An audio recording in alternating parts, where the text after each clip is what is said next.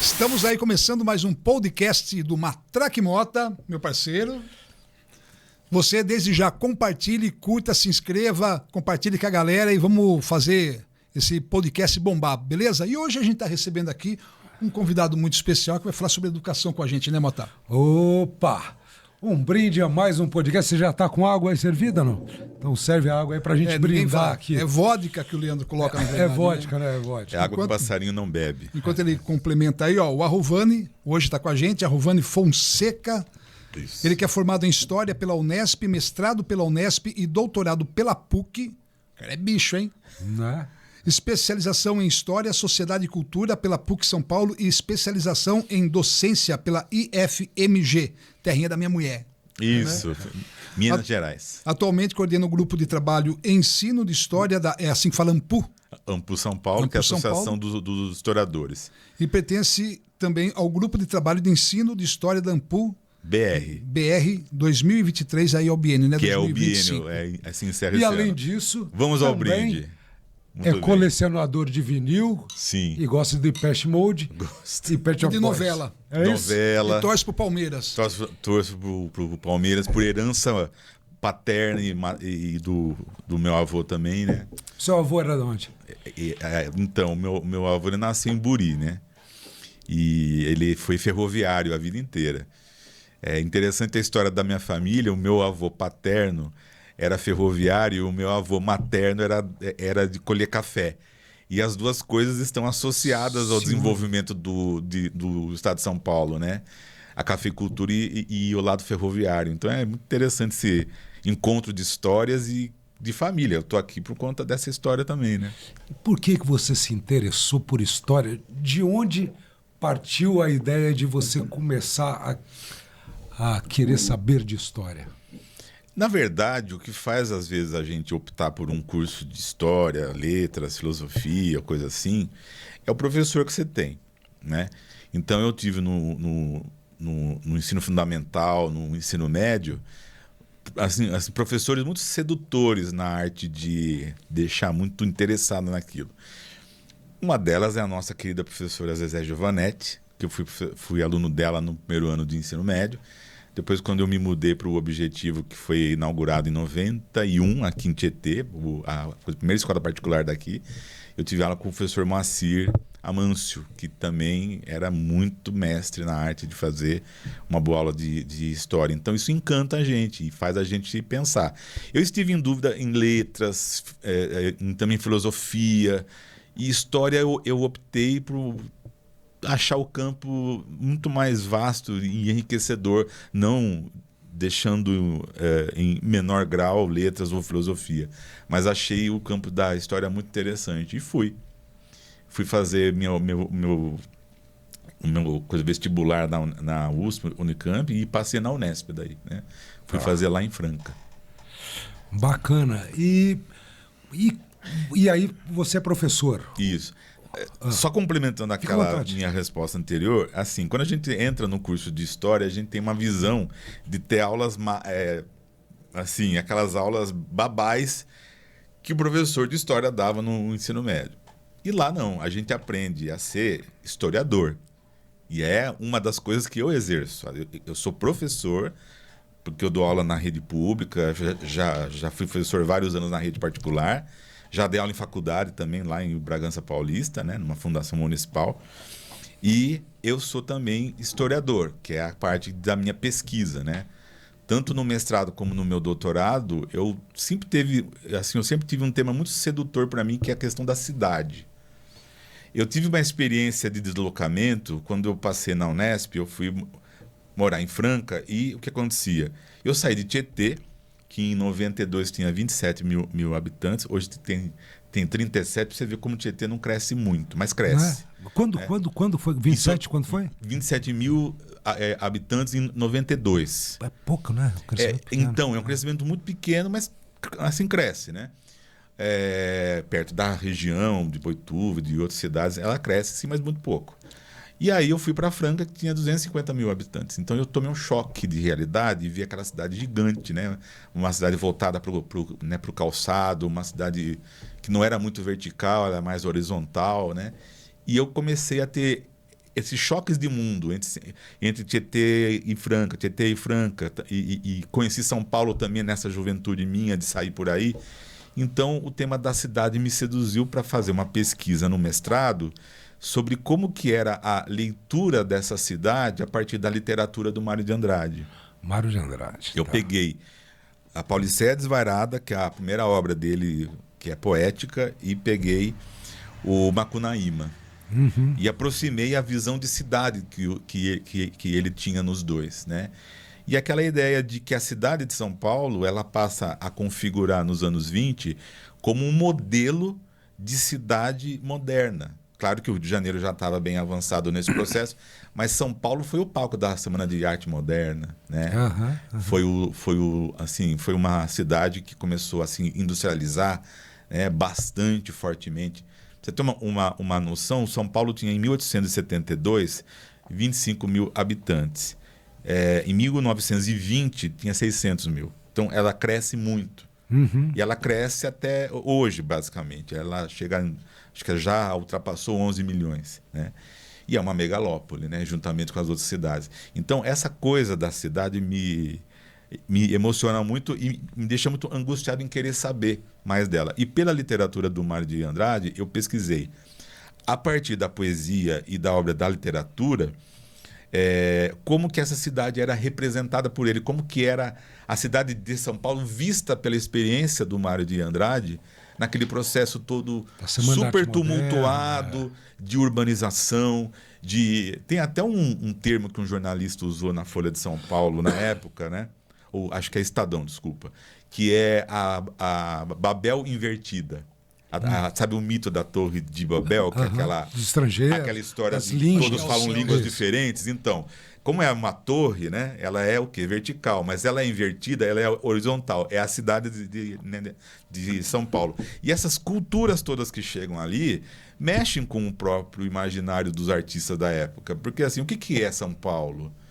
O que é o Brasil com esses imigrantes chegando? Qual que é a cultura nossa?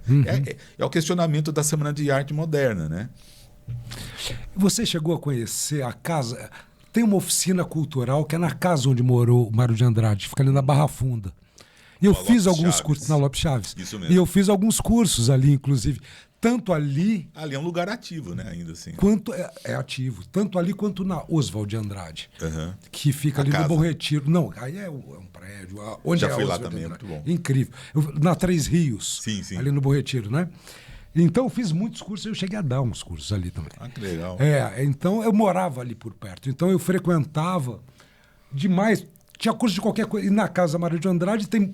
a partir da gastronomia, vamos contar a história de Mário de Andrade. A partir do bairro, quer dizer, então era uma sequência de... Ele é de uma intelectualidade absurda. Ele é, para mim, o maior intelectual da Semana de Arte Moderna. Claro, sem menosprezar os outros. Mas é que ele tinha conhecimento de música, muito profundo conhecimento de música dele. Ele era professor de piano.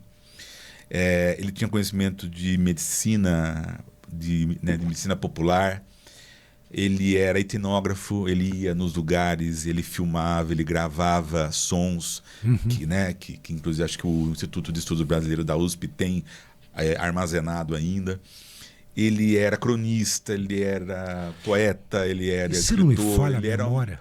Uma coisa absurda em termos de produção. Me corrija, mas ele teve um momento político dele, que ele era da Secretaria de Cultura, coisa que vale, não é isso? Correto. Durante o Estado Novo, o Mário de Andrade foi secretário da Cultura da cidade de São Paulo. Que ficava ali, numa casinha que fica no Mercado Municipal, onde hoje é o Mercado Municipal. Ali naquelas imediações, né? Não, é dentro do terreno do Mercado Municipal. Ah, dentro? Ah, sim. Porque eu trabalhei com um grupo de teatro e a gente tinha ideia de fazer uma peça, inclusive, sobre o Mário de Andrade. Sim. E uma das apresentações sairia dessa casinha e iria para dentro do Mercado Municipal, para aquele mezanino. Ah, legal. Entendeu? Não foi lá que você quebrou o pé? Não foi nesse mezanino. Esse é outro mezanino, mas não posso contar. Ele veio contando que ele quebrou o pé, por isso que ele não joga mais futebol. Eu acho que você nunca jogou, hein?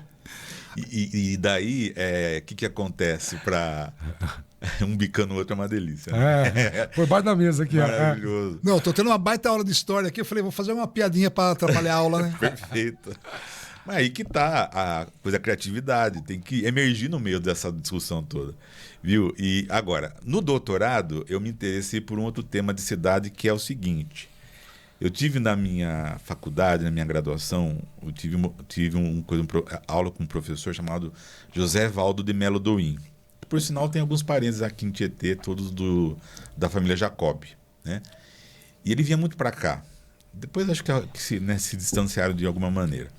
E o Evaldo, ele tinha um trabalho sobre dívida externa no Império, e uma das partes da tese de livre docência dele era falar sobre cidades a modernização nas cidades da época do café no interior de São Paulo. Uhum. Ele teve um grupo grande.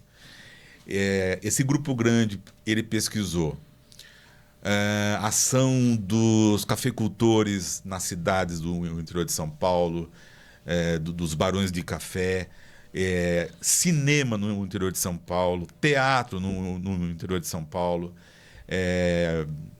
enfim, fotografias na época do café, quer dizer, dos estudos fotográficos, registrando esse processo de modernização. E eu, como estava naquele grupo, ouvindo aquelas conversas todas e tal, pensei em fazer um doutorado aproveitando dessa experiência dele e da pesquisa que ele fez. E eu escolhi uma cidade do interior de São Paulo que foi muito rica em café, que é a cidade de São Carlos. E para a cidade de São Carlos, eu resolvi analisar essa questão da cidade moderna pelos almanaques que essa cidade tem. Então, eu pesquisei a cidade representada nos almanaques. Então, sempre trabalho com essa coisa de representação. A cidade na literatura, por um escritor, e a representação da cidade por meio dos escritos, ou seja, de livros, de almanaques, de anuários e tal.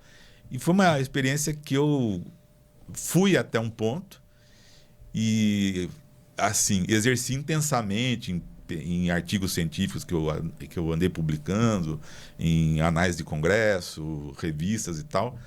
Mas hoje eu me dedico a uma outra coisa, que é o ensino de história. Uhum. Né? Então caiu de uma vez de ser chamado para esse grupo de trabalho de ensino de história, que é o que eu coordeno hoje aqui em São Paulo, né? da Ampul São Paulo. E eu fui chamado como membro para fazer parte só e acabei me tornando coordenador. Então hoje a minha área está mais assim voltando para essa questão da educação e do ensino da história, que vem sendo atacada terrivelmente por esse momento político. Por quê? Eu vou contar um fato recente que aconteceu esses dias, que é um professor de Ilhabela, professor de história, foi dispensado. Ele pediu exoneração por ter sido perseguido por um vereador porque deu aulas sobre tempo para sexto ano usando de literatura africana e grega. Foi acusado de distorcer o papel dele na sala de aula. Nossa. Então, esse tipo de situação de constrangimento tem acometido professores de ciências humanas, filosofia, sociologia, geografia, história, de forma muito brutal. Sabe? Tem uma coisa assim, acontecendo muito preocupante. Cara, até perguntar para você como que é ser professor nos tempos de hoje aqui no Brasil. Principalmente professor de história, que parece que daí ele já vem no combo, né? A gente tem que lidar com um universo de coisas que vem dos conteúdos gerados pelas redes sociais, né, que condenam exatamente as ciências humanas, dizendo que os professores desse campo são professores doutrinadores. Pode crer. Tá? Então tem essa discussão que a extrema-direita gosta muito de manejar, de que nós somos professores doutrinadores. Que vocês contam mentira. Né? Se a gente for resumir, que nós inventamos, né? Que a gente doutrina, que a gente quer levar os alunos todos serem de esquerda. Né? Tem essas fabulações que são muito... Por exemplo, tem aquele projeto que parece que morreu, né? Mas acho que tem os remanescentes, que é a Escola Sem Partido, né? Que foi muito interessante durante esse tempo, né? Em que o Brasil participou desse processo complicado, né? Que foram as eleições de 2018. onde você tem o Lula sendo preso pelo Moro, o Haddad como candidato no lugar do Lula, a ascensão do Bolsonaro por conta da facada que acabou caindo no dolo, né, ali do povo e tal. Então você tem esse contexto de extremismos, né, que já estava acontecendo de certa forma, mas que isso ganha mais relevo com a eleição dele.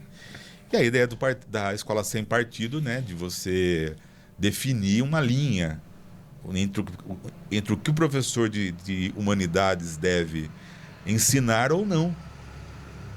Aí que tá, numa democracia e numa escola que se diz democrática, você traçar uma linha do que deve ser ensinado ou não, dando a entender que esses conteúdos não servem e esses servem, é uma coisa extremamente brutal, no sentido de que nós temos nós temos aqui como professores a capacidade de estimular as cabeças a pensar. Claro.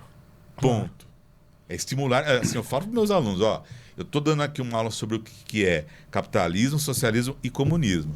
Vocês têm consciência de que vocês estão ouvindo aqui de minha competência, mas vocês que vão lidar com isso. Ninguém doutrina ninguém aqui. Eu estou passando a informação. Exatamente. E vocês vão pensar. Estou esclarecendo o que é o papel de uma escola. Está aberta para esclarecer, né? E, obviamente, formar consciências nesse sentido. Essa coisa da doutrinação, ela vem de um certo discurso enviesado dessa extrema-direita, que ataca os professores de ciências humanas, porque eles sabem muito bem o que os professores de ciências humanas podem fazer quando o assunto é desconstruir o discurso. Tem um poder ali atrás, né? Mas atacar as ciências humanas também e outra coisa, além de atacar o professor de história, nós temos também uma questão curricular. Para você ter uma ideia, no ensino médio em São Paulo hoje, nós temos história no primeiro, segundo e no terceiro ano de ensino médio. Temos filosofia só no primeiro, sociologia só no segundo e geografia só no primeiro e segundo ano. Então, as humanidades estão sendo reduzidas de presença na vida do aluno. E eles vêm me perguntar, professor, por que está acontecendo isso? Como que nós vamos fazer uma prova de Enem? Como é que nós vamos fazer uma prova de vestibular sem os argumentos para pensar os problemas que uma redação, às vezes, se coloca a mostrar para você se posicionar? Eles têm se incomodado muito com isso, mas faz parte desse contexto. Porque é uma construção também da narrativa na cabeça da pessoa, né? Sim. Não é só, e não dizendo só, é a história, mas também quando você vai mostrando a história da humanidade, você vai criando também uma conscientização, uma maneira de refletir e construir também. É através da história que você cria a sociedade ao tempo atual. Sim. Então, eu não lembro de quem é essa frase que eu vou falar agora, que eu sou péssimo para guardar a frase. Esses dias até coloquei uma citação falando que era Nietzsche e era Dostoiévski. Mas o que importa é a ideia, do pensamento, né? E é mais ou menos assim. A escola pública no Brasil, ela não cria pensadores, ela cria trabalhadores.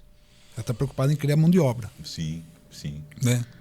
Posso me intrometer? O Japão parece que está vindo cancelar com as matérias de ciências humanas. Qual é a sua opinião sobre isso? Parece que já tirou Agora, antes de cancelar as humanidades, eu sei que o Japão já está fechando o curso de humanas. Sim. Deixando de existir. Exatamente. Deixando de existir. Teoricamente, a sociedade... Vai virar tudo robozinho. Industrialmente falando, não tem nem o que falar, né? Você acha que essa questão é só econômica e financeira para não gerar pensantes e só trabalhadores? Essa coisa de tipo, o curso de humanas dá gasto, é aquele tipo de noção que a gente, claro, né? A gente ouve e pensa e reflete. A gasto, o que é gasto em ciências humanas, né? É um curso relativamente barato, mas forma quadros para você dar aula para o público que precisa daquele professor. Né? Agora, dizer que tá dando gasto e cortar, isso é uma selvageria, né? É uma selvageria. Por exemplo, se a gente pensar que a democracia nossa é uma democracia que começou efetivamente em 85, tem 40 anos dela. Muito jovem, né? Ela é muito jovem, né? Nós tivemos um período democrático de 46 até 64 foi interrompido com um golpe militar. E o retorno dessa democracia em 85. O ensino de história, ele se abre ao mesmo tempo que a democracia volta, para não ser uma história decoreba, uma história factual. Mudou completamente a maneira como se ensina história. Se entende, né, o ensino de história. Eu tinha que decorar o nome da pessoa e a data e pronto. Acho que, viu, Paulo, que também é mesmo da minha geração, eu tinha que decorar questionário, Paulo, lembra disso? Questionário. Eu lembro que a única professora que não ligava para isso era a Beatriz Marquezin, de Geografia. Você podia colocar com suas próprias palavras que estava tudo certo. Questionário, então, essas professoras, assim, a dona Beatriz e a dona Zezé, no tempo que elas estavam ainda dando aula nesse começo de vida democrática. Né? E elas tinham essa posição de você, você tem que entender o texto e saber exatamente, né, assim, expor o seu próprio entendimento. Então, vou falar uma coisa que eu prestei atenção, eu não havia prestado com a Celeste. Agora, Helena, eu prestei atenção. Às vezes ela tem dificuldade em algum exercício da escola, aí eu percebi que não é com um exercício, é com interpretar a leitura, com o que ela está, entendeu? Eu saquei isso daí. Exatamente. Ela começou a falar, ela não está entendendo o que está pedindo o negócio. Sim. Agora estou começando a colocar mais livro e forçar mais ela nessa parte para entender. Que eu acho que é isso que acontece com o brasileiro. Que, assim, você está falando aí que o cara, enfim, fica polarizado, mas como que você seduz um cara tão facilmente com uma mentira no WhatsApp, cara? Porque a pessoa, por exemplo, colocar aqui o exemplo de Paulo Freire. As pessoas que acreditam em cada barbaridade que falam desse cara, porque não sabem quem foi Paulo, nunca pegaram e leram sobre Paulo Freire.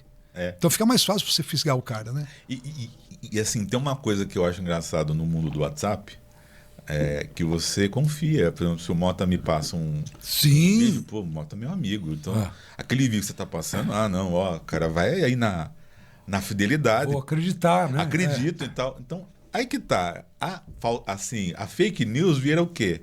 Ela fica legitimada por você, meu amigo, me passar ela. Então eu caio nela. Né? Assim, eu caio naquela narrativa lá, né? Mas assim, só voltando um pouquinho atrás e ensinando rápido, então esse ensino de história, ele se abre na democracia. E é claro, não é fácil ensinar história, não é fácil, como também não é fácil ensinar ciências humanas em geral. Tem muitos problemas para serem resolvidos, mas aí que tá, a luta pela democracia é tentar resolver gradualmente todos esses problemas. Agora, quando tira isso da grade, você não está pondo o aluno para sentir o que é filosofia, sociologia e tal. Isso é muito complicado, né? Se pensa um ensino de história para formar o cidadão crítico, consciente e tal. Mas o problema do jeito como a coisa tem andado na reforma do ensino médio e na nova reforma do ensino médio, porque teve duas em pouco tempo, né? Aí as humanidades têm perdido. E isso é preocupante. Muito preocupante. Né? Muita luta ainda por fazer. A diferença entre particular e público é muito grande, né, cara? Assim, a escola pública, ela se democratiza também. Engraçado, na ditadura. Porque como a ideia era fazer com que nos interesses dos militares você tivesse uma mão de obra criada pelo Estado através da escola, porque é interessante pensar o seguinte, a ditadura militar ela é muito ambígua. Tem um lado que a gente sabe muito bem da violência, né, contra o sujeito, contra o pensamento e tal. Mas os militares, eles acompanharam um contexto do Brasil que era o quê? O Estado é indutor de desenvolvimento. Né? Ele tem que induzir o nosso desenvolvimento. Então, eles eram planejadores nesse sentido. Você vai ver as obras que teve no período, a infraestrutura que teve lá no período e tal. Então tem essa ambiguidade que a gente tem que saber lidar. Né? Foi feita uma expansão da escola pública, sabe, durante o período militar. Isso segue no contexto e no discurso da democracia que volta em 85. A questão é que esta democratização ela não foi servida de um plano.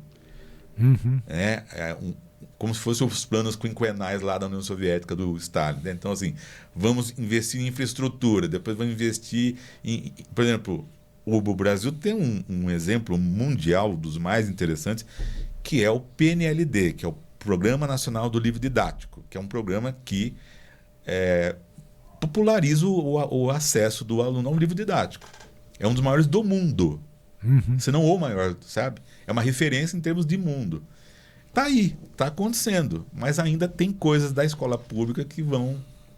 Ainda tem que ter muito investimento para a coisa poder melhorar. Eu fiquei com uma dúvida numa coisa. E a escola particular é muito focada, né? Ela é um público muito seleto.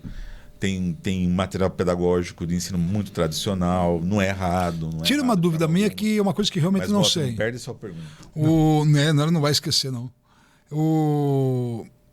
A didática, o material didático é o mesmo? O que se ensina na pública e na particular? A escola pública e a particular, elas são vistas assim como dois caminhos possíveis para você estudar. E a batalha da escola pública e das pessoas que se envolvem em discutir escola pública é fazer elas se equilibrarem. Ou seja, acessibilidade dos conteúdos. E assim, não estou fazendo nenhuma crítica com essa pergunta à escola pública. Não, mas assim, a ideia é que que os dois segmentos tenham uma coisa parecida. Ou seja, democrático e público e que não seja tão... Que tenha qualidade. Porque o pessoal fala tanto, né? Tem que ter menos Estado, menos Estado. A gente já tem menos Estado. Opa, né? Fica até bravo agora. Os problemas que a gente vê na escola pública é a falta de Estado. Né? Eu acho que é um telhado caindo, cara. Né? Às vezes coisas assim que... Viu? Uma escola bem pintada, uma infraestrutura assim, correta já é o começo da nossa conversa, né? Do que vai acontecer ali dentro, né? Mas tem que investir em professor. Tem que investir em professor. Planejamento, que foi o que você planejamento. disse. Porque você me surpreendeu. Cara, o cara ganha mal, né, cara? O professor no Brasil ganha mal pra caramba, velho. É o cara que forma todo mundo. É um dos países que mais mal tem que paga. ser, eu penso, se você ainda colocar como consideração um juiz, é a mesma coisa. Tem um peso, né? O peso é a mesma coisa. Tem um peso. Mas você me surpreendeu quando você falou, que eu não tinha pensado nisso, que durante, vamos colocar a ditadura, por exemplo, que o Estado estava forte ali nas escolas, por exemplo, teve um planejamento maior daquela educação? É isso que você estava dizendo? É isso? Assim, só para ver se eu entendi. Tinha um plano de expandir as escolas públicas. Isso aconteceu a partir dos anos 70, né? No comecinho dos anos 70. Acho que era o governo Médici, se não estiver enganado. E tem sim, mas ele não foi cercado, porque vamos pensar que é uma ditadura. Claro. Né? E tem a questão também dos recursos para serem alocados ali. Então, para a expansão, para a estrutura física das escolas, teve muita escola que surgiu. Foi uma época que mais teve surgimento de novas escolas. Mas a questão é o planejamento para investir no pedagógico. Né? Além do fazer que ela os funcionar. Programas... fazer ela funcionar. Além do que os programas que eram ali aplicados, né? Que eram organizados pelo MEC, né? Que era Ministério da Educação e Cultura. MEC, Agora só MEC, Ministério da Educação, né? O C ficou lá por causa do Cultura. Ele ainda mantinha um ensino muito dos anos 60, dos anos 50, né? Manteve essa estrutura meio tradicional ainda, modificando bastante para tentar adequar a situação. E ensino técnico também, né? Que era uma coisa que fazia essa questão de você... É o velho discurso desde os anos 30 com o Vargas. Ensino técnico é para os filhos da classe trabalhadora serem classe trabalhadora. Continuarem assim, se reproduzindo como mão de obra. E a tal da escola cívico-militar? Essa é uma aberração, meu Deus do céu. Selecionaria numa delas? Estava discutindo hoje, por acaso, hoje eu dei uma aula sobre sobre a educação fascista, né? E o texto que tinha lá no nosso material, isso na escola pública, ele falava, olha, o texto indicava, o Estado deve fazer com que os alunos tenham práticas pré-militares. E apareciam umas fotografias embaixo mostrando os alunos todos de uniforme preto, que era o uniforme dos fascistas, era as roupas pretas, né? E com aquele ar altivo, assim, aquele ar de superioridade, que era uma coisa que reproduzia o gesto do Mussolini, né? O gesto Pode do crer. Mussolini, assim, quando o Mussolini, quando ele ia falar, ele fazia assim, e, tipo, sabe, mexia o queixo, tal, tipo, não sei o quê. E as crianças reproduzindo aquilo. Então a educação fascista era uma educação para preparar quadros para o Estado futuramente exigir um comportamento desse sujeito para uma guerra, né?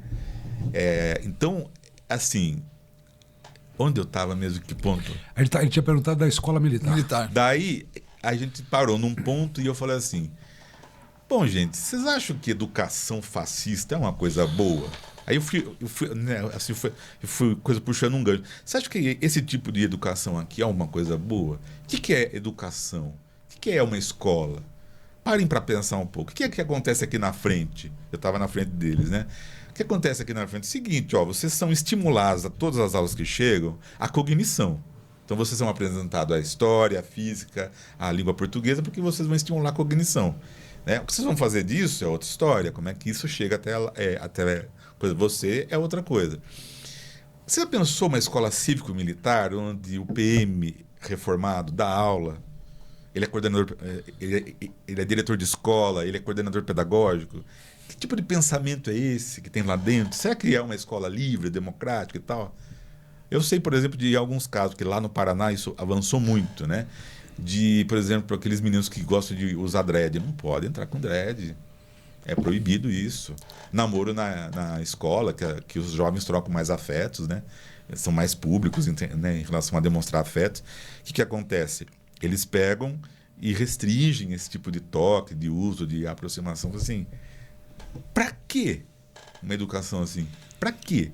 É porque não leva a lugar nenhum, né? A não ser a frustração, a encheção de saco, porque que adolescente, que criança que vai ficar numa escola sem poder fazer todo esse tipo de coisa? Eu estudei numa escola que tinha a escada dos meninos e a escada das meninas.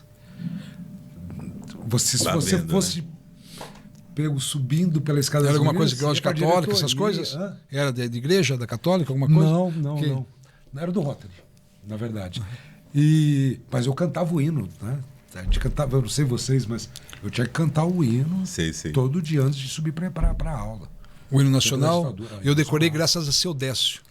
Ah, seu desce. Eu Professor sei de música. nacional, da Você bandeira, esquecia, o material era 5 cópias Isso do é hino herança nacional. de uma disciplina que talvez nós todos tivemos, que é educação moral e cívica. Educação moral e cívica. E o OSPB. O SPB. Organização Social e Política do do Brasil. Brasil. Você pega o material. São você matérias vê. da ditadura, essas daí, né? Então, aí que tá. Eu tive religião já. No Eleutério eu tive aula de enviesada religião. da própria ditadura. Então, Aula de religião católica. então né? olha só que contradição. Cresce a escola pública, mas tem também esses conteúdos enviesados. Você chegou a ter aula de religião? Eu tive um Não, ano. eu já fui professor de religião.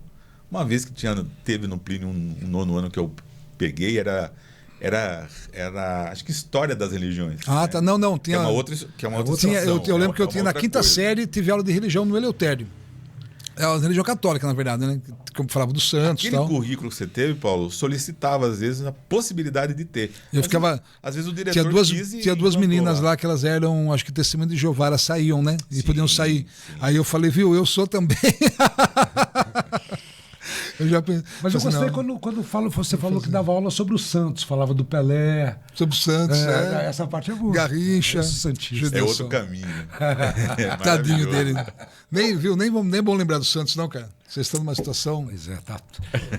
E entre palmeirenses Você aceitaria ainda? dar aula numa escola cívico-militar? Não, Paulo, ia ter problema. E é o seguinte, eu conheço casos, por exemplo, assim, o fato de eu ser membro do GT de Ensino de História e Educação da AMPU Nacional me fez receber uma vez uma denúncia. Não vou contar o lugar nem a pessoa e tal, porque não importa. Mas uma denúncia de um coordenador pedagógico que começou a avaliar as questões de uma prova de uma professora sobre o regime militar. Né? E assim, a ideia era, o jeito como a senhora está se posicionando aqui com relação a esse tema não é bem verdade. Então, de novo, aquelas questões que a gente estava assim, discutindo agora há pouco, do cerceamento do professor de história em relação ao seu próprio conteúdo. Então você... Não, é muito louco, né? Dentro do lugar de educação, o cara... Não, como que pode o cara estar falando, se você é diretor de uma escola, por exemplo, e contra o que o cara está ensinando? Porque... Sim. Agora, vou contar uma aqui que é terrível. Onde que o discurso da escola cívico-militar tem ganhado adesão aqui em São Paulo? Quando ela é pensada em ser implantada em escolas de periferia. Ou seja, nos lugares vulneráveis. Então, aquela ideia da disciplina militar corrigindo o problema da escola, né? Então, é uma coisa que, assim, sai na imprensa isso daí, né? Eu fico pensando, complicado demais você ter a adesão das pessoas por escola cívico-militar. Pra você ter uma noção da coisa, como chegou a um grau, teve uma escola em São Paulo chamada Vladimir Herzog. Tem que saber que Vladimir Herzog foi um jornalista, foi diretor da TV Cultura, foi pego, né, pelos militares e levado nas prisões do DOPS, torturado e foi tá junto com uma fotografia dele dizendo que ele se suicidou. Né? Tem uma fotografia até na internet, a gente acha fácil. Uma escola Vladimir Herzog sendo discutida a possibilidade dela ser cívico-militar. É muito deboche. Mas eles fazem para isso mesmo. Mas não, a ideia Sim. Gosta disso. É deboche, é para provocar, né? É muito deboche. É um fetiche bondage, esse pessoal é tudo meio bondage, né? Olha. Então essas coisas são muito assim, a batalha pela história pública, né? Essa história que a gente conhece, que as pessoas entendem e tal, qual que é o sentido dela. E o ensino de história, principalmente nesses tempos, é assim... Eu contei alguns casos aqui de gente que sofreu intimidação por dar uma aula diferente, por uma questão dentro de uma prova, né, dentro de uma prova civil-militar. Não concordo com esse seu ponto de vista, tal, vou levar isso para a direção. Isso faz com que o professor tenha que pensar novos, diferente né? Antes de fazer a aula, ele tem que falar, tem que tomar cuidado? Eu vou de tudo. Maneira, Teve não? gente que se dá bem com certos lugares, gosta do jeito como a escola é assim, organizada e tal, né? Gosta do jeito como a coisa anda. Mas tem episódios desses. Vocês falaram sobre escolher a matéria que você quer estudar. O que você acha? Qual a sua opinião sobre isso? Tinha uma sobre isso?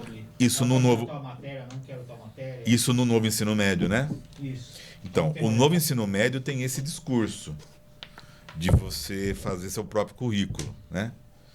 Ou seja, por exemplo, eu sempre gostei muito de história e geografia e letra, de língua portuguesa e literatura. Falei, então vamos para um itinerário de humanas.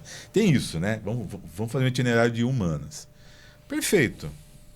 Que bacana você poder fazer uma escolha que te diz respeito com relação a uma inclinação que você já tem. Ótimo, muito legal, lindo. Mas não é o que acontece, tá? O aluno vai lá, ele escolhe lá num certo momento, lá na escola, acho que no primeiro ano já, onde que ele quer ir. Se ele quer fazer o itinerário técnico ou o itinerário propedêutico, que é o de ciências humanas, ou linguagens, ou matemática, ou ciências da natureza. O que acontece? Porque o nosso tempo era humanas, biológicas e exatas, né? Isso. É a mesma coisa, mais ou menos. Trocou assim, o nome, mas é mais ou menos a mesma coisa. É mais ou menos isso, só que eles reformulam e colocam também umas novas orientações para cada área, né? Por exemplo, eles entendem a área de ciências humanas como sendo história, geografia, filosofia e sociologia. Mas cada uma dessas disciplinas tem uma identidade própria, né? Mas eles entendem como sendo área de humanas, né? Bom, o problema é o seguinte: se o aluno pode escolher, concorda que ele tem que ser atendido? Tem que ser atendido. Como é que você faz isso numa escola onde a cidade tem 3 mil habitantes? Quantas turmas você vai abrir? Não consegue. Né? Não consegue. Então, assim, não é. Tem um discurso democrático da ideia da escolha e tal, mas não acontece que é lindo, isso. Né? Quantos alunos que eu ouço dizer assim, professor, eu fiz opção de ciências humanas, mas estou aqui em ciências da natureza, que eu não gosto. né? Porque às vezes dá um contingente já para formar uma turma e sobra 16 alunos, fala assim, não vou abrir uma turma de uma, vou pôr. Vai junto. Então, assim, pronto. não há estrutura para uma escola, às vezes, atender a tantos itinerários. O que eu acho, assim, é falacioso. Só que é um discurso que ganha muita força, né? Logística. Teria que investir em infraestrutura, abrir mais salas de aula. Mais professores. Mais professores. Daria para a prefeitura ter um transporte. O cara quer fazer um curso lá que não tem aqui perto, então, assim... Tem essa ideia do sujeito poder pegar uma condução e ir para outra cidade para cursar o itinerário dele. Mas aí voltar. vai Só que viabilizando. Eu né? acho que isso nunca aconteceu. Eu arrisco dizer aqui. Mas não tem, sabe?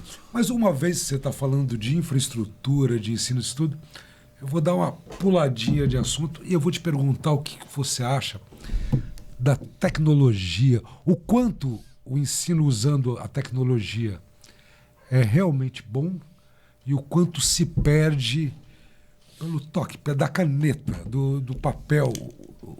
O que se perde e quanto se ganha nisso? Tá. A gente gosta muito de tecnologia. Todos nós gostamos. Adoramos isso aí, né? Quando, por exemplo, estava antes aqui falando de LP e tal, né? Um pouquinho antes. Mas assim, quando veio o CD, nossa, outro som, não tem risco, não tem nada, né? Veio o streaming, tá aí, né? Bombando. Tudo bem. A gente tem que, antes de tudo, para a gente poder entender qual que é a situação da tecnologia e da educação hoje, é entender uma coisa chamada Big Tech. São as grandes empresas de tecnologia que fazem produtos educacionais e tem todo um jeito de cada plataforma ser e vendem esses produtos para as redes públicas, porque é uma rede grande, né? Aqui em São Paulo são 5 milhões de alunos, então é uma rede gigante. E essas plataformas vendidas, elas têm um discurso muito sedutor. Otimizar o tempo de estudo, corrigir as faltas de aprendizagem, né? Os problemas de aprendizagem e tal, né? Tem toda uma questão interessantíssima por trás do uso delas. Assim, qualquer professor que pegue uma das plataformas vê, interessante, sabe fazer isso aí. Não tem problema nenhum. Ganha-se muito dinheiro com a venda desses produtos? Ganha-se muito dinheiro. Dinheiro público vai para essas Big Techs, né? Que cada vez mais plataformizam serviços. Então, por exemplo, eu já fui de um tempo que a atribuição de aula do professor era ali no balcão, na mesa. Tem tanto de aula aqui, eu vou pegar essa aula aqui, não sei o que, pau. Né? Hoje não, você vai lá numa plataforma, indica a turma que você quer, salva e daí no dia seguinte é atribuído. Então, tudo vai se plataformizando. O problema é que não há, isso eu vou contar aqui, não há um equilíbrio no uso dessas plataformas, porque são muitas plataformas colocadas para serem usadas, né? Tem muito assim, um excesso de plataformas. E aí eu fico pensando, inserir uma plataforma dentro da educação, dentro do ensino de matemática, dentro do ensino de ciências, tudo bem. A questão é que há uma cobrança pelo uso dela, pelo acesso a ela, né? A Escola Pública de São Paulo hoje tem uma coisa chamada BI, que mede todos os acessos que todos os alunos fizeram nessas plataformas. E ela quantifica. Ela quantifica os acessos e ela dá uma indicação de que aquela escola está melhor no ranking ou pior por não ter por acesso. Isso. Exatamente. Não vejo problema nenhum de ter tecnologia, de forma alguma. A gente não pode ser também tão assim a contrapelo das coisas, né? Mas quando você tem essa excessividade, assim, esse excesso, eu fico pensando, é aí que eu acho que a gente perde Ela não pode substituir o tradicional. De repente, às vezes, eu acho que o tradicional pode dar muito certo, a plataforma também pode ser interessante, mas não com esse tipo de quase obrigatoriedade pelo uso dela, né? Pelo acesso a ela. Porque é isso que tem acontecido, né? Eu fico pensativo nisso. É um produto educacional feito pelas Big Techs, que são grandes empresas, né, de tecnologia. Então aquilo ali foi um baita investimento. É um negócio, um baita negócio. Gera ações em bolsas, né? De você investir em tais empresas assim, tal, porque conseguiu vender bastante dos seus enfim, produtos para a rede e tal. E isso, claro, eleva o valor daquela empresa. Então, eu acho assim, mercantilizar o ensino também não dá. Né? Uma pergunta que pode ser uma viagem, mas a partir da hora que a Big Tech, né, está ali colocando aquelas plataformas, elas conseguem, de alguma maneira, manipular também a educação ou não? Ou é só uma plataforma e não tem nada a ver com o conteúdo? Manipular, acredito que não. Eu acredito que não, assim, dessa maneira de manipulação, né? Mas há uma coisa que os produtos educacionais fazem, juntamente com as redes sociais e outras formas de aplicativo, é criar tanto dado sobre você, que isso se torna uma coisa que já acontece, que é a chamada mineração de dados. Tudo que você faz, entrar num aplicativo, usar um Uber, ou coisa desse tipo, gera uma informação sobre você. Então, na escola, também tem esse tipo de coisa. Então. Qual é o perfil do aluno? Pois é. O professor, ele está conseguindo fazer o gerenciamento dessa plataforma? Né? Está conseguindo fazer o aluno entrar? Qual o tipo de perfil de aluno que está, enfim, a coisa fazendo aquilo? Ele está fazendo de qualquer jeito? Ele está acertando? Como é que é isso? Então, isso é uma coisa que é preocupante do mundo da tecnologia.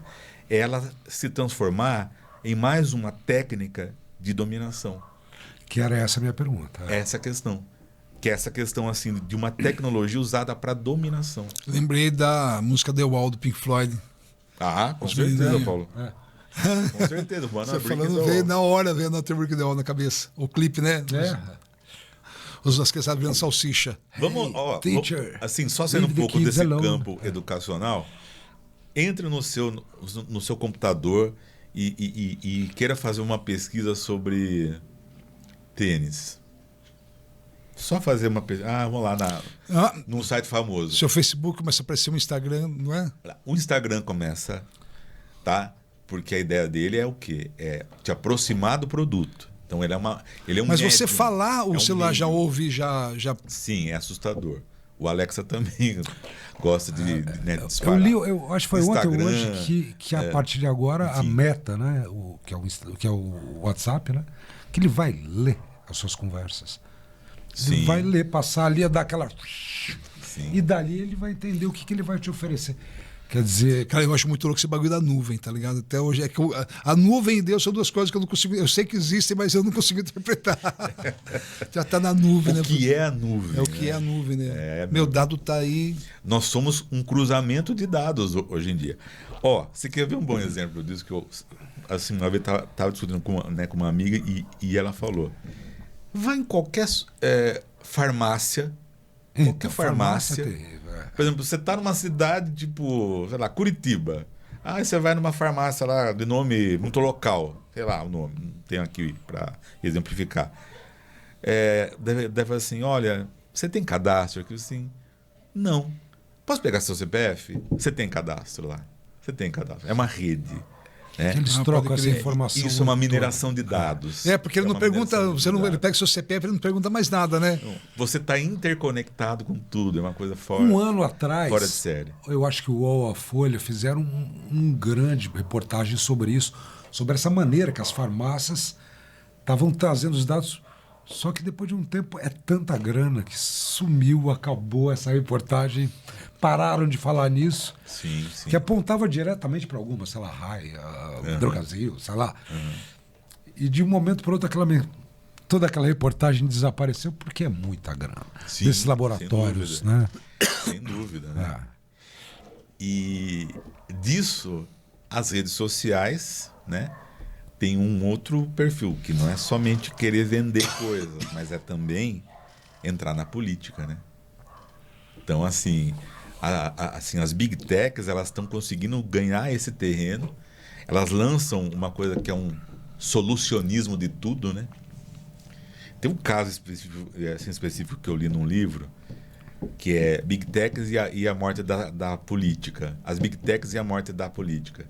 Tinha um caso problemático em Barcelona de como cobrar as pessoas que frequentam um teatro, né?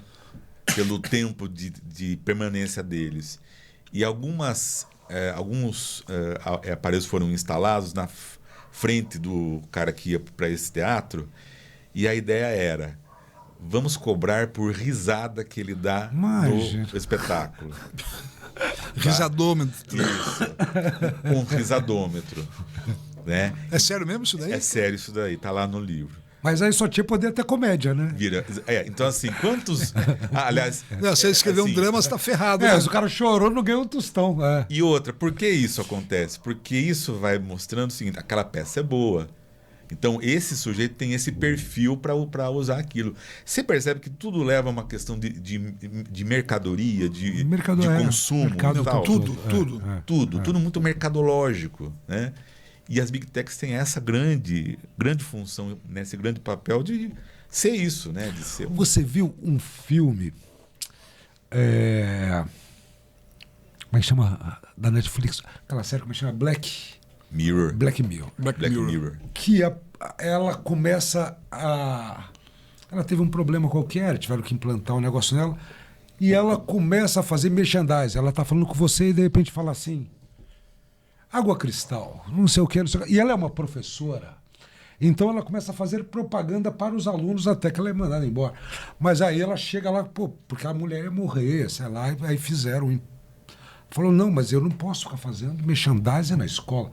Ah, tudo bem, então você vai ter que pagar o plano Plus, que aí a gente tira as propagandas. Sim. Olha que maluquice, né? Sim. É excelente. Tem outro o Parasita é assim, né? O filme Parasita é um filme, né? E um outro anterior, assim, ao Parasita, que é o do Jim Carrey, onde ele nasce e a vida dele... O mundo de Truman. Truman Show. É um Big Truman, Brother, né? Isso. Incrível. Truman, show da vida. Show da vida, Truman. Que as pessoas, né, ficam... Tipo, ele percebe que ele tá numa coisa... Que as pessoas andam de novo, aí ele saiu. Né? Por exemplo, assim, nossa, mas aquele Fusca vai virar de novo aquela esquina de novo. Todo dia no mesmo lugar, quer dizer...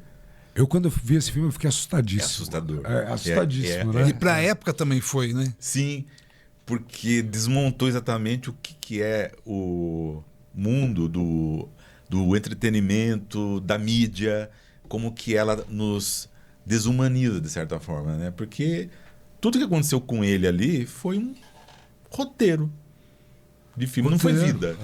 Foi um roteiro. Roteirizaram ele desde o nascimento e ficaram acompanhando a vida do cara, né? Era isso. Ele era uma atração, né? Quando aquela embarcação ele é um produto. Bate no limite do cenário, né? Assim, é ali que começa a vida dele. Cara, uma coisa boa dos streaming foi a questão do cinema, eu acho. O acesso. Apesar de que era um tesão ser final de semana na locadora, pegar uma fita, todo aquele ritual da pipoca e tal. Mas, pô, cara, você poder chegar em casa e escapar um pouco desse negócio de Hollywood também. Dá pra ter uns alternativos. Você consegue, dependendo, você vai para aqueles MUBI, para uns canais. Que nem, Dark. Isso, Dark é uma puta de uma série, cara. E é alemã. Sim. Uma produção. Uma teoria que fala do excesso de opções. Dá o quê, perdão? Uma teoria que fala sobre excesso de opções. Quando você tem muita opção, você tem dificuldade para escolher alguma coisa. Então, você acha que ele está chegando nesse limite? A educação também tem essa entradinha também, ou tá... Assim... Leandrinho foi fundo nessa agora, hein? Essa questão do excesso é que é o seguinte, né? É uma exposição. Completamente. Por exemplo, a timeline do Instagram, né, é uma coisa que começa a te prender, a te prender. Então aquilo ali é roubo de tempo seu. É roubo de tempo. Eu falo porque eu trabalho no YouTube, lá tem 90 e tantos sabores. As pessoas escolhem 5, 6 sabores, sempre os mesmos sabores. Sim. Então, para que ter 90 sabores se você tem posso falar, o BI que fala, por que eu vou ter 90, eu só posso ter esses aqui. Só que assim, é igual a Netflix. Você tem um catálogo gigante, daí tem a Disney, tem o... Você tem tudo e não tem nada. Mas não, você vai colocando lá o curtir muito, ele também já vai oferecendo coisas relacionadas. A locadora que Paulo lembrou, que a gente teve assim, essa experiência tátil, né, física ali, você era um voyeur, né, um cara que ficava flanando ali. E ficava horas, né? Era quase tão divertido quanto ver o filme, era ficar procurando. Quem passava a parte da cortininha vermelha era Gabão. X-rated. Nossa. Vera Giovanni, gostava de Vera Giovanni. Aliás, era o momento que você sentia a sua pressão arterial subir, né? Quando você passava aquele mundo, aquele metaverso, assim, né? Mas, então, assim, é impressionante e assustador como as Big Techs têm essa capacidade de penetrar nossas vidas. A educação tem acontecido isso, né? E eu não sei se isso está valendo. Mas, e além disso... A gente está experimentando ainda, né, Mota? A gente conversou sobre a tecnologia, né? Por esse lado das plataformas. Mas e a tecnologia na mão da própria criança? O tablet, ou o lápis e a caneta. Esse eu acho um equilíbrio. Eu não sei mais escrever com uma caneta, praticamente. Eu hoje, a minha mesa de trabalho não tem uma caneta, não tem um papel. Eu só uso o teclado e o mouse. Quer dizer, e é estranho, quando eu preciso escrever alguma coisa, eu olho e falo, nossa, acredito. Como as crianças que estão vindo hoje, né? Tipo, por exemplo, minha filha, quando nasceu, ela fazia assim na televisão, para mudar a tela da televisão, porque o mundo para ela era touch, desde que ela nasceu. Era touch. Era touch. Quer dizer, qual o equilíbrio dessa tecnologia e dessa caneta, do lápis, de pintar, né? Eu até acho que vai acabar, não vai? O lápis, o papel... Eu não sei. Por exemplo, a experiência humana no mundo, ela é espacial e temporal. Tá? A gente aprendeu a andar de bicicleta, aprendeu a cair de bicicleta, a levantar da bicicleta, né? Para andar na cinera depois de cair. Toda a nossa experiência, toda a experiência de pensamento, ela é moldada pelo tátil, pelo encontro da minha mão com a coisa, né? E a percepção desse espaço ao meu redor. O mundo virtual, né, ele é um mundo atópico. Ele não tem lugar. Não tem lugar. Ele não tem lugar. Quando você acessa uma tela de celular, você simplesmente está acessando um aplicativo. O acesso aos aplicativos tem um sentido.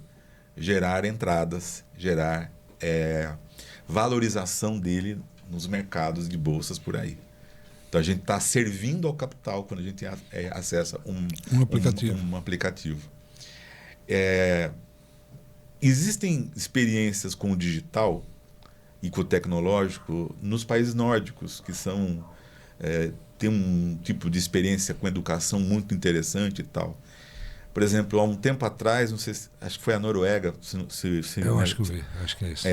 Parece que ela tinha abandonado o livro físico, o livro didático físico, e tinha entrado numa onda de tablets e voltou tudo agora, materiais digitais, né?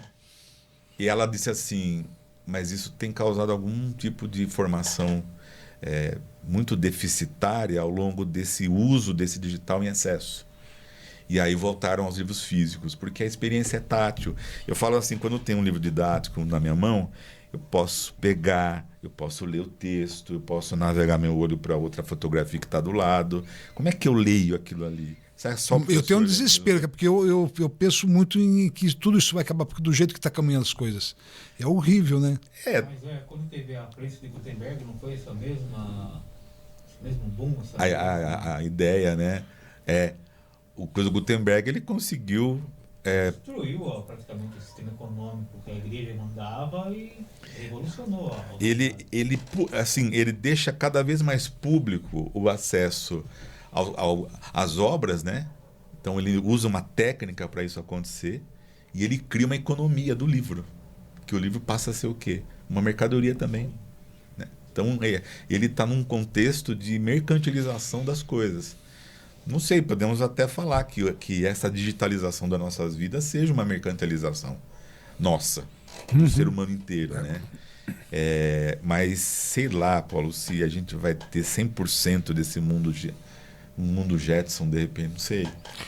Porque, olha no que eu viajo. Charlie Chaplin, né? Ele dizia que a TV falada nunca ia fazer, né? Ele não concordava. Eu falo isso porque às vezes se a gente não tem uma certa se a gente também não tem uma certa resistência e não querer que acabe, entendeu? Que nem, eu não gostaria que acabasse. Eu acho que a poesia das coisas está acabando. Isso que é o mais triste. Sem dúvida. Não sei. Ai, bicho, ou mudou para algum lugar que eu não sei onde que tá. Mas eu não sei se é uma visão também nossa. Então, de velho, de mais coroa. Cara, eu botava uma conservador. fita, né? Nós que não somos conservadores, sem algum ponto. Mas por outro lado, fala. Eu chegava em casa ali domingão, a minha paquerinha, que hoje se chama Crush, que eu havia jogado uma rosa para ela, tava beijando na lenta outro carinha. É sempre carinha que você não pode nem ver, né? Na lenta, eu acho. Cara, você chegava em casa, botava aquela música, aquele Air Supply, você viajava no negócio. Você botava eu sempre falo, se eu ouvi um disco de Legião, na minha época, Legião Urbana, Plebe Rude, Titãs, eles foram à igreja que eu ia. Porque eu sempre saía melhor de quando eu via. Sabe? Então, assim, você absorvia aquele conteúdo, não tinha tanta velocidade. Você pegava o disco do AC/DC, era um que tinha. Não era todo mundo, cada um comprava um. Aí ele rodava pra galera. Né? Então você tem que esperar a sua vez. Aí a banda fazia show, turnê. Depois de 2 anos lançava outro álbum, vinha o encarte. Hoje, meu irmão, é tudo rápido. Hoje, a melhor banda de todos os tempos da última semana. Né? Tem uma coisa que o algoritmo me ensinou, porque assim, eu gosto muito de eletrônico. E eu percebi que eu gosto muito de um estilo chamado synth pop. Perdão? Synth pop, que é o estilo do Depeche Mode, né? Que marcou muito o estilo de rock eletrônico, assim. Bom, eu entro lá naquela plataforma que tu não conhece e começo a ouvir uma música do Depeche. O que o algoritmo faz? Eu consumi cada vez mais outras músicas. Ao mesmo tempo, o algoritmo me ajuda a conhecer outros cantores, outras bandas. Então, assim, é uma ambiguidade como a gente também pode ver a própria tecnologia. Sim, porque ele vai te oferecendo coisas... Ele vai me oportunizando acesso a vários tipos de pessoas que você não teria... produtos, de outros autores, de outras criações. Talvez... a gente teria que ficar um dia na Musical, quando era, né, a Musical ali no centro, né? Loja de discos da cidade. Loja de discos aqui da cidade, né? Eu tenho até discos hoje com... Moto é forasteira que a gente ia ter. Vocês já viram um curta-metragem, ou um filme, não sei se era curta-metragem, chamado Edgar Discos, vocês já viram? Durval Discos. Durval Discos. Eu fui do Durval Discos, você acredita? Ah, você foi? Porque o Edgar, que eu falei que eu errei antes... Ficava na frente da cultura inglesa, onde eu fazia aula. Sim. Então eu saía e todo dia ver os vídeos, que era igualzinho, mas eu fui no Durval Discos, que existiu. Mas que bacana, cara. Você vê que loucura é isso, né? Grande experiência. O filme é maravilhoso, passar horas olhando todos aqueles vinis, escolhendo. E quando você percebe que a nossa experiência é tátil? É tátil. Sim. E ouvir o disco, então, você botar assim... E tirar o... Viu? Qual a experiência que encarte, você tem com uma plataforma... Nada. Deezer e tal? Você não tem desenho, você não tem vai capa. Te passando, vai te passando, eu gosto de colecionar coisas. Cara, ninguém coleciona Pokémon, que tá na nuvem, né? Eu achei tão esquisito isso, até tentei. Falei, vamos ver se é legal esse bar de colecionar Pokémon. Coisa que nada a ver, entendeu? Até caçar, né? Por aí. E outra assim, mas você não pega, você não quer nem. Eu coleciono embalagem antiga de cigarro. Eu tenho lá um negócio que eu tenho uma lá chama Letrup, muito louca, cara. Ela é da. Vou até comentar sobre a marca. Ela é feita por o monopólio italiano, sem taxa de imposto de guerra, por soldados, porque daí eles jogavam mantimento e mandavam cigarro também.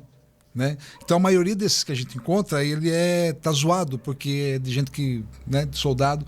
E o meu é de mal patente, consegui de um cara zeradinho.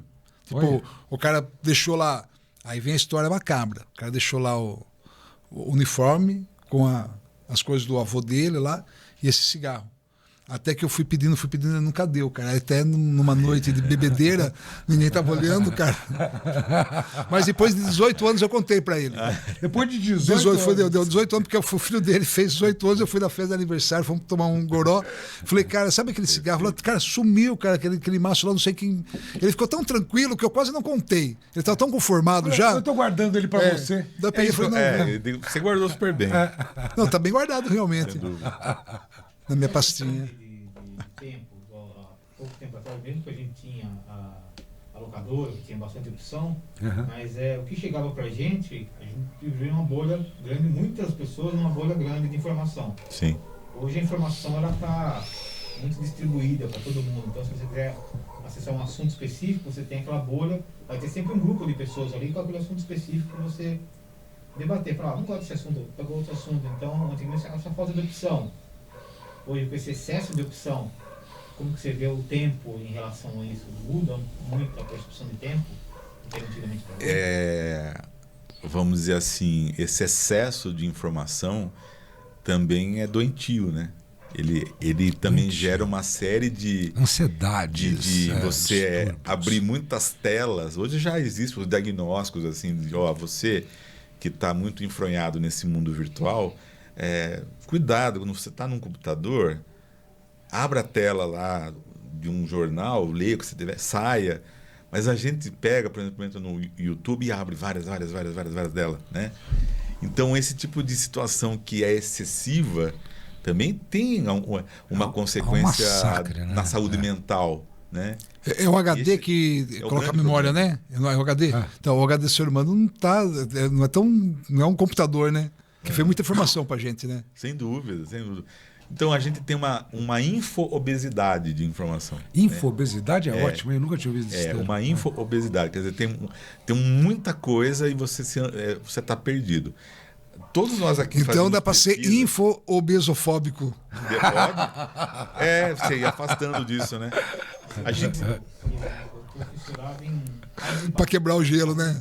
Fazer casa de barro, palha, bambu e coragem.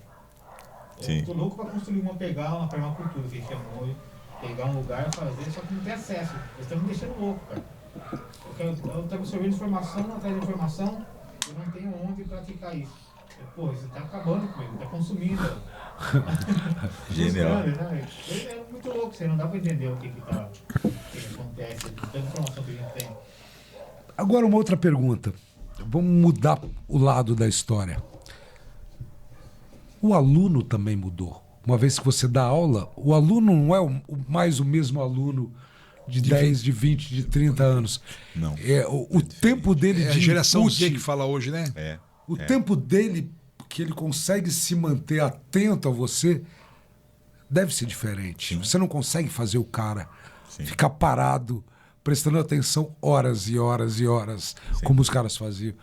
Como trabalha isso?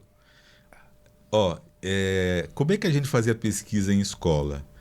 Ou a gente ia para a biblioteca da escola se fosse boa, ou a gente ia para uma biblioteca municipal, onde alguém nos apresentava a Barça, Mirador, Delta Larousse e por aí vai. Essa era a nossa forma de acesso às informações e a fazer os trabalhos escolares. A gente tinha que pesquisar o que já estava meio que pronto. Hoje em dia, você tem várias telas, né? Então você tem a tela do aplicativo, tem a tela do site, do navegador, do site, você tem as plataformas de streaming, você tem um conjunto de coisas. Percebe que a gente perdeu como professor a referencialidade? No sentido assim, nos anos 80, vamos supor, o professor, o aluno e uma pesquisa que você fazia lá na biblioteca.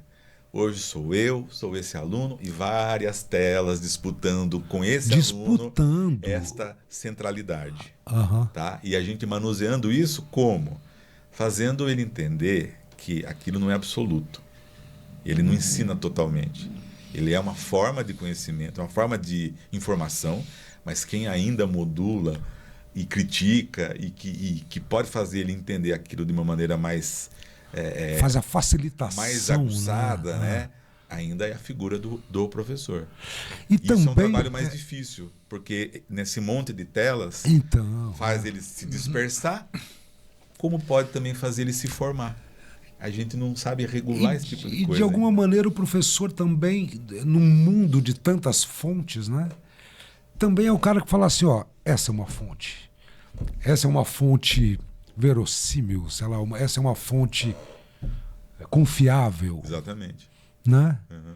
Eu acho até essa indicação de caminho num certo momento, porque lá você falou, o cara ia para Britânica, para Barça, para Ará, era aquilo. Sim. Hoje não, cara, ele pode estar vendo isso no YouTube. E ele vê contradições na pesquisa, né? Antigamente você não conseguia, não tinha tanto acesso a contradições. Hoje você vai pesquisar sobre uma coisa, como você disse, abre trocentas abas, você vai encontrar contradições dentro. Contradições, é. Depende de quem está ensinando, a narrativa é diferente. Sem dúvida. Né? Temos o ChatGPT que está aí. E olha, a minha próxima pergunta. Ah lá. E como que você reconhece quando o cara tá te enrolando claramente? Você pediu um negócio, o cara jogou no ChatGPT e te trouxe a resposta. E aí? Como você como você descobre isso? Então, uma coisa interessante da tecnologia é o seguinte, né? Como que ela potencializa a nossa formação? Eu tinha que ajudar uns alunos lá da escola, que eu tô a fazer um roteiro de filme, e eu nunca mexi com isso. Aí eu falei assim, como é que faz um roteiro de filme ChatGPT? E ele me ensinou. Pois é. Então, é interessante ver que a potencialidade do ChatGPT no ensino, ela existe. Agora, é uma questão aí no meio dessa história que é a questão ética. Então, por exemplo, um aluno que pega o ChatGPT e me apresenta uma resposta vindo dele, falta a ele a ética de pegar e dizer o seguinte, ó, eu preferi te dar essa resposta do que entender e mostrar com as minhas palavras. Mas é a mesma ética que a gente colava na escola, né? Também era falta de ética, quer dizer, você ser aluno já tem no contexto de já não ter muita ética, né? A gente estava até conversando, o Morrica falou uma coisa interessante. Mas faz parte da formação pedagógica e da educação ensinar isso. Ensinar a ética. Porque até o erro é bom. Até o erro, assim, o erro é muito importante. Sim, ele que te ensina. Ele que ensina. Né? Porque isso aqui é uma universidade no seu bolso. Morrica mesmo disse. Né, que comentei contigo na hora que a gente estava vindo. Ele falou, você tem uma universidade hoje no seu bolso. Sim. Só que você não sabe usar, falando sobre a juventude, né? Sim, o cara fez uma pergunta para ele que ele achava da juventude. Ele falou isso. Hoje a juventude tem uma universidade no bolso, várias, né? Sim. Mas não sabe usar. Sim. Por quê? Porque precisa da figura desse professor para mostrar quais são as fontes. Exatamente. Senão o cara ele entra no site... ele vai aprender via TikTok, não falando mal de você, eu não conheço se tem conteúdo de TikTok, para poder entender sobre a guerra dos farrapos. Quer dizer, por que, cara, que você vai estudar por aí? Né? O que te leva a isso? Não, é que nem o cara, aqueles vídeos, né? Não, agora eu vou te ensinar tudo sobre, né? Finanças, tudo sobre em 10 minutos. Num vídeo de 7 minutos, cara. Como que o cara pode, você para e pensa, como que o cara pode falar sobre qualquer conteúdo? Né? A não ser que seja algo muito talvez raso. O Pablo Marçal ensinasse em 7 minutos. Ele é poderoso nessa parte de convencimento. Né? O ensino técnico seja pobre e o ensino superior uma separação de isso, é um certo discurso. É um certo discurso, né? Isso meio que mudou. Sem dúvida. A faculdade está perdendo cada vez mais espaço e o cara tem um ensino técnico que consegue ter um salário bem equivalente do que uma pessoa formada técnica só. Porque as IAD também não... eu vou chegar aí. Então, isso, por exemplo... Eu tenho muita vontade de ouvir sobre isso. De novo a questão tecnológica que a gente está falando aqui, né? Então vamos. Então a pergunta é a seguinte. Retomar. Tem um benefício muito claro, que é o geográfico, né? do ensino à distância, do EAD. Mas o que se perde com isso? Assim, a formação do sujeito é aquela velha questão. Por exemplo, você está numa sala de aula, você vê o professor, o professor faz intervenções, ele dá voltas, ele volta. Então, isso é muito importante nesse movimento que você faz entre professor e aluno, de formação. Esse movimento de contradição do que o professor pensa, do que ele acreditava e de repente desmorona e cria um conhecimento novo. O EAD, ele é só uníssono, é para um caminho só. Ele não tem o bate-volta. Ele impede o debate. Embora tenha algumas Você engessa situações, o mestre, né? tem algumas situações que o sujeito pode interagir entre os seus pares, né? Mas há uma perversidade do EAD também que eu preciso falar, que é o seguinte: às vezes uma aula gravada por essas universidades que oferecem EAD, elas passam em todos os polos do país inteiro. Aquela aula do professor já foi paga. E ela passa em todos os polos, fazendo com que os alunos acessem aquilo ali de forma assim, tipo, uma aula gravada há 5 anos atrás. Telecurso segundo grau. Ainda serve para hoje. Então, é uma precarização do trabalho docente também. Também. É uma precarização do trabalho do professor. Esse é um problema da tecnologia também. É como que ela precariza o próprio trabalho. Ela vai Enquanto ela lucra mais, gastando menos. Exatamente. Ela vai procurando um jeito de vir um produto, até que... Sua aula, minha imagem, né? Ela acaba sendo um bem do lugar, da instituição que vai fazendo aquilo ser sempre republicado. Mas, por outro lado, democratiza também o ensino. Para pessoas que não teriam acesso. Tem uma função, inclusive, muito importante. Há universidades públicas com EAD. Sérios, muito bem feitos, inclusive. Né? Muito bem organizados, muito bem estruturados. Muitas vezes você já passou por uma universidade de presença física e vai fazer essas EADs. É uma situação. Uhum. Agora, temos um público novo formado no EAD. Dando aula, inclusive. Né? Eu acho que para começar a qualificar esse sujeito a aposta na formação continuada, né? É fazer com que ele possa ter também treinamentos sucessivos a ponto dele se aprofundar naquilo, né? Porque ele está na sala de aula física, lá com o aluno na frente dele. Uhum. Ele passou por um ensino EAD. E é interessante que ele não pare de estudar, que ele não fique só naquilo. Né? Também limite o número de pessoas, não no gravado, mas naquela que tem um professor ali, que ainda que virtual, mas tem um professor falando, mas que limite o número de pessoas que está assistindo, senão a interação fica impossível. Mota, são 400 pessoas, 1000 não tem pessoas, a Black Friday, que é um momento aí do mês de novembro que a gente começa a ir atrás das coisas que a gente queria comprar, mas estava num preço mais alto. Tem Black Friday de curso EAD a R$50. Então tem uma facilidade de acesso. E acredito que essa facilidade ela não venha servida do quê? De qualidade na formação. Aí você tem maus profissionais formados. Tem eu conheço gente que tem pelo menos 4. Artes, que eu acho assim, física, pedagogia, letras, sabe? Na hora que ele leva um diploma educação... de EAD, ele não tem tanta validade, né? Também na hora de procurar um emprego. Uhum. Então, não sei te dizer, sabe? Então, mas isso é uma coisa de precarização também do próprio docente. Por que ele tem que ter um leque de cursos EAD? Porque ele tem que pegar aula, ele tem que se virar nas formações que ele tem. Né? Então, é possível... assim, eu já soube de caso da pessoa formada em educação física por EAD. Olha então, isso. É isso que eu ia falar. Olha isso. Professor, educação física. Eu não imaginava que tinha EAD. Faz um polichinelo aí na frente da câmera. Como é que funciona? Paga 10 flexão aí. Se conseguir ainda ter essa habilidade, né? Mas ele, por exemplo, podia dar aula de biologia. Então, fico pensando assim, acesso democratiza, correto, tal, mas acho que a qualidade precisa ser repensada. O duro é que no Brasil se formou, nas últimas décadas, os conglomerados educacionais. Né? Os conglomerados educacionais que são os mais poderosos do mundo no Brasil. Tem EAD brasileiro em outros pontos do planeta. Nossa. Chegou a muitos cantos já, por conta dessa expertise que o conglomerado brasileiro, né, conseguiu, né?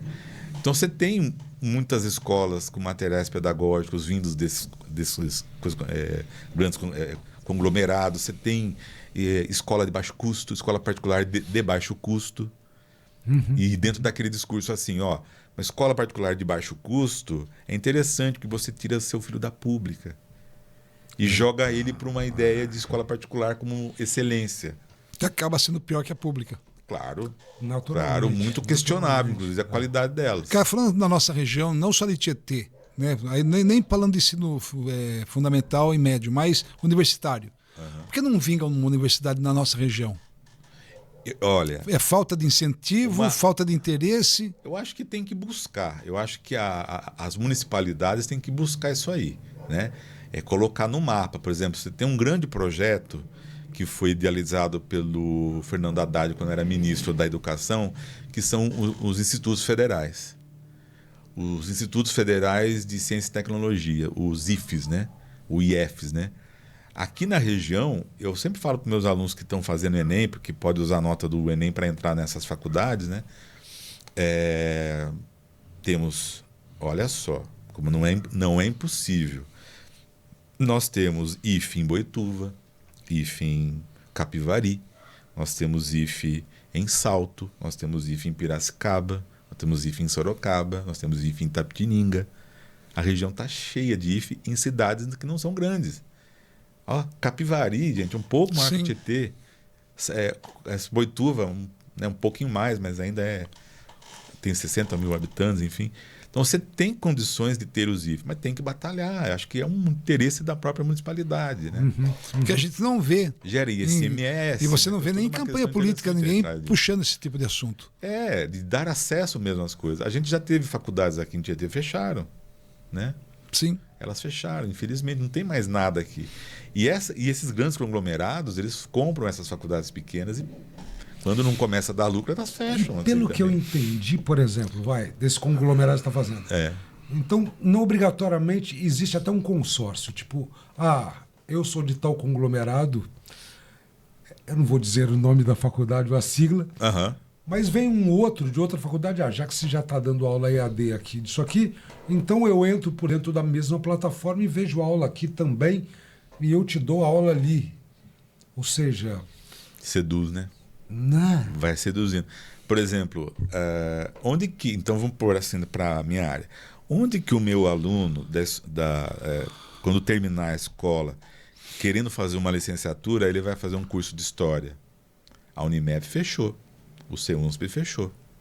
Não tem curso de História aqui na região. Talvez na Uniso. Acredito que o curso esteja lá ainda aberto.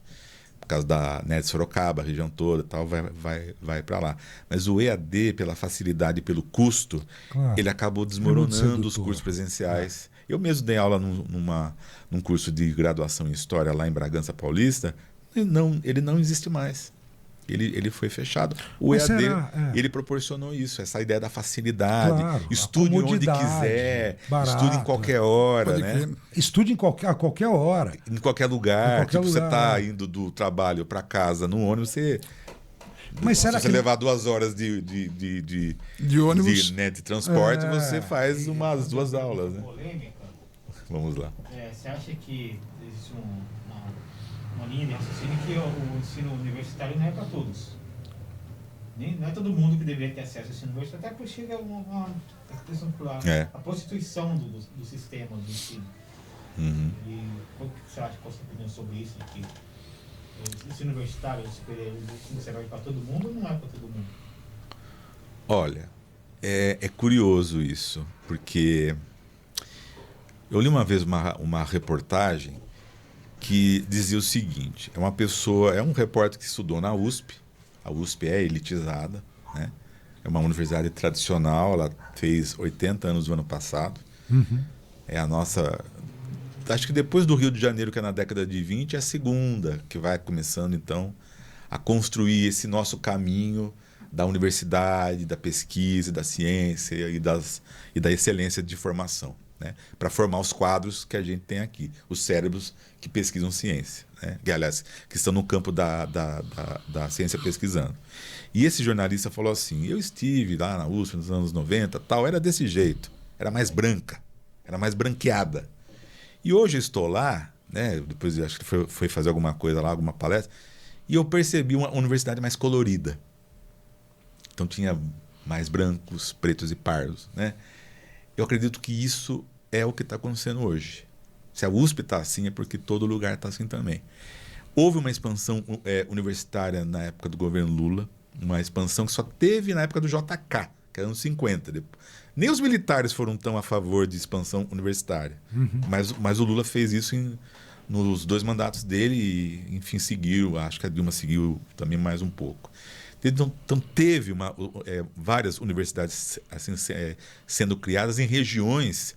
Por exemplo, tem a URCA, Universidade Regional do Cariri, que é no sertão do Ceará. Né? Tem a Unilab, que é a Universidade Latino-Americana, né? Ali na região da fronteira entre o Brasil e a Argentina e Paraguai. Então, esses tipos essas modalidades de universidades, elas democratizaram muito o ensino. Agora, a grande virada é o Enem. O Enem se tornou o maior vestibular do Brasil e sim, a maior democratização do ensino, do acesso ao ensino superior na história Incrível, né? do país. Assim, uma vez eu participei de uma capacitação há muitos anos já, lá em São Paulo, e um dos professores falou assim, olha, com o Enem, teve uma turma de 25 estudantes desse colégio que foram estudar na medicina em Manaus. Olha só. Porque isso possibilita o quê? O acesso. Retomando um pouco a pergunta dele, assim, você tem que formar quadros. E a universalização da universidade, ou seja, esse acesso a ela, é que forma os quadros futuros que a gente vai ter de pesquisa em ciência e tecnologia. Então, se o Brasil quiser ser grande, tá? Se não, fica nessa história toda, né, de você ter um PIB pequenininho, que não cresce, que não se expande. Do que você fala, bom... Esse é um ponto meio polêmico. Uma hora, também, né? a gente queria aproveitar o seu cérebro por muito tempo, mas uma hora vai ter que acabar. Mas vieram 2 perguntas, que a primeira é a seguinte. Como ficou o pesquisador durante essa fase que toda a verba de pesquisa foi retirada? O quanto isso nos atrasa enquanto país, enquanto desenvolvimento cultural, enquanto a gente conseguir retratar fases da nossa vivência, toda essa verba retirada. Você que é um historiador e pesquisador, me conta um pouco sobre isso. Assim, é muito triste, né? É muito triste porque, por exemplo, na minha área de história existe um programa chamado Profhistória, que é um mestrado profissional em ensino de história, onde o professor da rede pública, efetivo e tal, pode ingressar nesse curso e fazer um mestrado profissional em ensino de história, onde pode, inclusive, melhorar suas práticas, aprofundar a sua formação e tal. Ele se expandiu muito pelo país, tem várias universidades, tem vários campos que tem, né, esse curso, mas durante um certo tempo ele ficou muito restrito. Então, teve o contexto da pandemia também, que restringiu muito essa questão do aluno que estava fazendo pesquisa por conta de não poder circular pelos lugares, né? Teve essa restrição de bolsas justificada por uma questão ideológica, né? Que inclusive afirma que a universidade ela só gera gente de esquerda, um tipo de falácia que se propagou por aí, que a gente não concorda, porque é formação de quadro acadêmico de pesquisa, né? Então realmente é muito sofrível. Com a chegada do Lula, está tendo uma reconstrução disso daí tudo, né? É claro, com restrições orçamentárias bem complicadas e tal. Aqui em São Paulo também tem, o governo Tarcísio de Freitas também tem uma restrição com relação à FAPESP, né?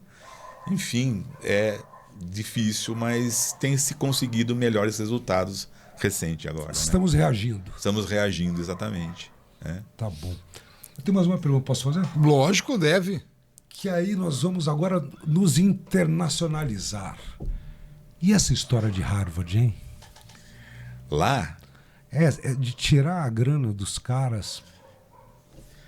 Ali, assim, tradicionalmente, a universidade sempre teve uma autonomia, né? Ela sempre geriu sua vida de uma maneira em que ela consegue ter caminhos próprios, né? Eu fico pensando assim, o que se quer com isso? Né? Qual que é essa perspectiva futura que o próprio Trump tem idealizado de fazer essas taxações? Ele taxou até ilha onde mora pinguim, sabe? Umas coisas assim. Então, assim, onde que ele está querendo fazer? O que ele está querendo fazer com o papel da universidade nesse sentido? E o que você acha que ele quer fazer? Qual a sua opinião? Eu acho que a tradição de Harvard é de muita autonomia, né? Sim, sempre foi. De muita autonomia. Sempre foi. Eu acho muito difícil quebrar isso daí. Então, assim, o que ele tem feito, o ataque que ele tem feito, tem inspirado essa coisa do... mas o que é isso? Qual é a proposta de Estado, de sociedade que esse cara quer? Né? Então, acho que ali vai render muita discussão ainda. Então, mas é captar e colocar em prática a informação que ele acha relevante. Sim, me parece muito claro. Quer dizer, vamos falar sobre isso. Parece que é meio que instrumentalizar o que é claramente. Reduzir o papel do que é universidade, porque ela é uma universidade, ela está aberta a todo tipo de discussão, todo tipo de... Claro.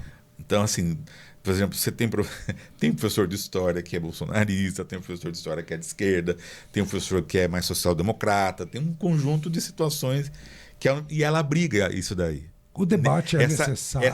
Esse debate e essa diversidade. É isso que torna ela um local de produção do conhecimento. Que, aliás, o que menos a gente tem. A gente não tem mais debate, só temos discussão, né? Uníssona. Tipo, concorde comigo, por favor. Sim, a pessoa fala o que ela acredita e não está nem aí porque você vai falar. Né? E você tá falando, mostra em argumentos. Ela só fica pensando que ela vai replicar. E não consegue convencer. E faz com que as pessoas conversem para ser aplaudidos nos seus próprios guetos, né?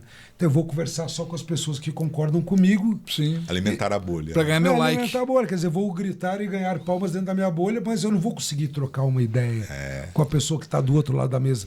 E você não cresce. Debate, esse é um empobrecimento do espaço público como lugar de debate. Só existe espaço público e política com discussão e com contradição. Claro. A forma como as coisas estão, parece que... vamos pensar sempre também na ideia de que existem as redes sociais que criam consenso, os conteúdos que a rede social cria, e a sistema direito sabe muito bem, habilmente fazer isso. Essas big techs são de empresários, né? Bilionários. São bilionários, eles estão se jogando... Você puxou a pergunta de Harvard, eu fico pensando aqui no Elon Musk, o que ele está lá, né? Ele está atuando não como empresário, mas como político mesmo. Sim. E trazendo o que ele tem de conhecimento na tecnologia para dentro. E aí que tá, é um jogo de forças muito forte. Eu vejo ele para esse Lex Luthor, cara. Sim. Eu vejo ele igualzinho. Um cara que todo mundo acha que é um cientista, né? Porque se você pegar para as pessoas que são fãs dele, vê ele como cientista. Tem um cara que fala, não, o cara é foda, né, meu? É Starlink e tal. Eu falei, mas não é ele, cara. Ele só tem grana para pagar os caras que fazem pesquisa. Sim. Ele vende produtos. Ele é um sujeito que vende Ele produtos. podia ter feito calcinha, mods, ele quis fazer foguete. Já viu o nome dos filhos dele? Parece nome de robô, né? X14. É verdade. Todos estariam no elenco de Star Wars. Né? Eu seria diferente. Eu colocaria a Dynavision, Sega Saturno. Ficaria mais legal, né? PlayStation 1, PlayStation 2. Aí você... Que demais. Tá massa. Acho que... Conseguiu... Nossa Senhora, que rica a nossa conversa. Obrigado. Temos muito a agradecer. Num certo momento que ele falou de nuvem, também. e a gente tinha falado de novelas e discos, eu quero te fazer uma pergunta. Fale lá. Quem cantava Nuvem Passageira e de que novela era? Quero ver, hein? Então, Nuvem Passageira, de que novela? Nuvem Passageira, não é nuvem de lágrimas, né? Não, eu sou nuvem passageira que com o vento se vai. Puxa vida. Sou como essa é bem eu vou tentar. Que se quebra quando cai. Será que é do Astro? Não, eu acho que é do Casarão. O Casarão. Vocês acham só, né? Hermes Aquino. Hermes Aquino. Olha só, você tá vendo? Hermes Aquino tem uma música no LP de Locomotivas Nacional. É mesmo? Qual que é? Sabe? Não lembro. Tem um personagem lá que é de Portugal. Nuvem Passageira, Hermes Aquino. Que tema de novela foi? Acho que é Casarão. E Hermes Aquino tá também no Locomotivas Nacional. Olha. Casarão. Era parabéns. Ganhou 2 fichas. Eu pensei em nuvem de lágrimas que estava em barriga de aluguel. Ah, uma nuvem de lágrimas. Da querida Fafá. Fafá de Belém. Meu amigo, muito obrigado pela conversa. Muito obrigado. Foi Pra... incrível, espero... Enriqueceu o nosso podcast dessa vez, hein? Maravilha. Eu não sei como é que eu vou dormir com tanto barulho na minha cabeça hoje. Vai dormir em paz hoje. Rubani, já convidar você para a próxima. Para a gente continuar a falar, seria bacana a gente falar sobre essa coisa também de capitalismo, comunismo, direita e esquerda, um dia, né, bater sobre esse assunto, e sobre novela e disco de vinil também. Aí a gente traz um aí vinho, é doce. a gente traz um vinho, traz os discos de vinil aqui e passa umas 2 horas. Aí eu acho que vai ser 4 horas. Né? Perfeito, você aguenta, aí Leandro? não tem pressa para acabar. Não tem pressa para acabar. Maravilha. Excelente. E você não esqueça, curta, compartilhe, se inscreva e vamos juntos. Semana que vem tem mais Matraque Mota. Valeu? Valeu, obrigado. Um abraço. Show de bola, pô. Maravilha. Muito obrigado.